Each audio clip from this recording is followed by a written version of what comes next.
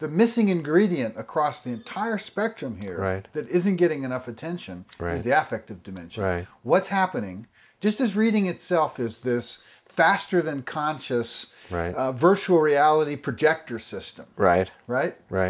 And the rudiments of mathematics function in a similar way, although because of the nature of mathematics, one of its important distinctions, they're both code systems. They're both artificial code systems. They're technological inventions. But we can volitionally, intentionally, participatively think about mathematics. In order to get to a point where we're past just this crude, simple, beginner, instrumental reading, where we get to a point where reading is transparent. I mean, we can move through it, It's got to become faster than conscious, It's got to become automatic. So our mind's used to creating these assembled meanings faster than we can be thinking about, than we're aware about. What happens at that level of speed when we develop a feeling level of aversion to being confused? Because we feel shame for the confusion. That the confusion evokes a feeling about ourselves that we don't want to have. You ever been ashamed of yourself? Yeah. You see how masterful we are at getting out of whatever it is that evokes that? So take that to these autonomic speeds and apply that to what's happening to a child as they're first coming into reading or they're first coming into math. Or first coming into speech, and the imprint that leaves on the very infrastructure of processing and the career that has thereafter. No, I agree. In fact, within sociology, I think I'm one of the few people who has been interested in that as an equally important feature.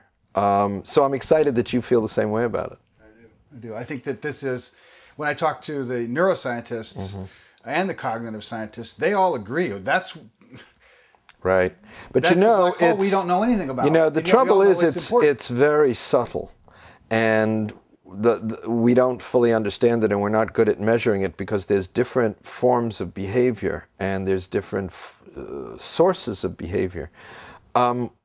We do have an interest in which part is more manipulable than which other parts, and I think that to get the kind of negative possibilities out on the table also, you've got to deal with the possibility that some kids are brighter, or that brightness, as we understand it, is multidimensional and includes a kind of natural interest and enthusiasm for learning or learning these things, so that some of the behavior that you see may almost be an epiphenomenon.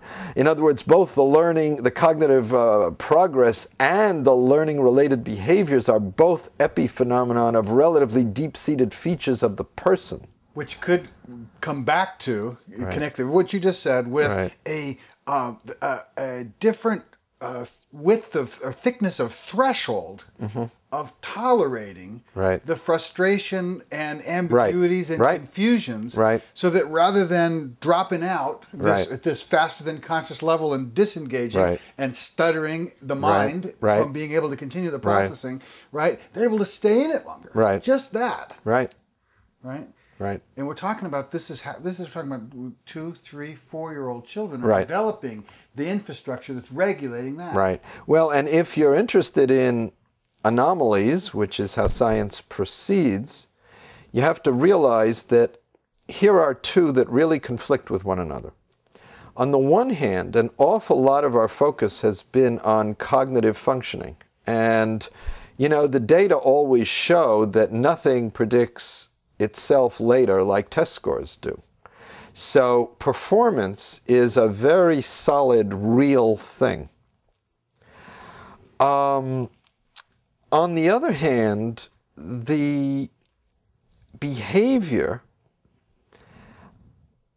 appears to be important. All of us say it's 98% perspiration and 2% inspiration. And everything, we say that to older people, but it appears that everything is like that. And that makes it sound like it's mostly stick-to-itiveness and focus rather than smartness. So there really is a conflict between the two, and that conflict is not resolved in my mind. It's really a little bit paradoxical. So the central question for me is, how well do we understand the effect of affect on cognition? Right. And we don't. Right. I can tell you some negative evidence. Greg Duncan, an economist who you might talk to eventually if you're collecting Heckman-like characters. He's a really nice guy, too. He's at Northwestern. Really, really good. He's the economist who spends most of his time with psychologists, and he works on just the same stuff we're talking about. And in a paper he wrote, in which he reported the same findings that I had independently found myself, what he points out is that if you get very good measures of cognitive performance and learning-related behaviors in, let's say, first grade, and then you use them both to predict cognitive performance and learning-related behaviors in second grade, you will find that it's mostly cognitive performance predicting itself. And the learning-related behaviors from first grade have a rather small positive effect on cognitive performance in second grade once you allow for the very powerful effect of cognitive performance in first grade. Which comes back to, it seems to me that's a positive indication of what happens when you, that so long as the child's inside the domain of cognitive performance, meaning that they haven't shamed out, right? Right. That they haven't developed an aversion to cognitive failure, to cognitive confusion that's causing them to pull back, so that their learning behaviors aren't. And by the way, this connects with studies that Lyon has done and others, which is we can do whatever we want to boost up social and emotional behavior stuff in children, and they're 3 and 4 years old. It doesn't matter if they hit the wall when they're 6 and 7. If it's not related to learning, it doesn't transcend domains. It doesn't go across domains. Right. So how somebody feels fundamentally about their extension into learning is connected to their performance relative to learning, is shaping all these other things. Right.